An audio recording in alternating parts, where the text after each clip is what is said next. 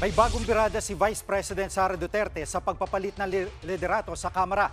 Sabi ng bise sa isang press con, nagpalit ng lider ang Kamara para lang masabing inaaksyonan nila ang galit ng taong bayan.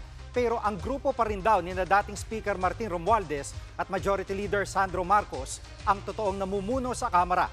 Bagamat wala raw siyang komento sa pagbibitiw ni Romualdez, may mensahe naman siya kay Pangulong Bongbong Marcos. Hindi niya dapat hinahayaan yung mga congressman na basta na lang umalis ng bansa o basta na lang mag-resign to evade accountability. At sila lang din ang nagplano kung anong gagawin nila sa 2026 budget because this is all about, number one, the presidential elections of 2028.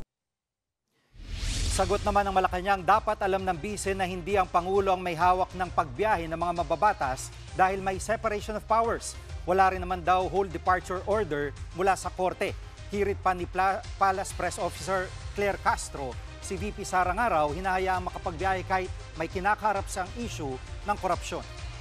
Mga kapatid, Jig Manikad po, pagdating sa mahalagang balita sa loob at labas ng bansa, dapat una sa lahat, mag-follow at mag-subscribe na sa social media pages ng News 5.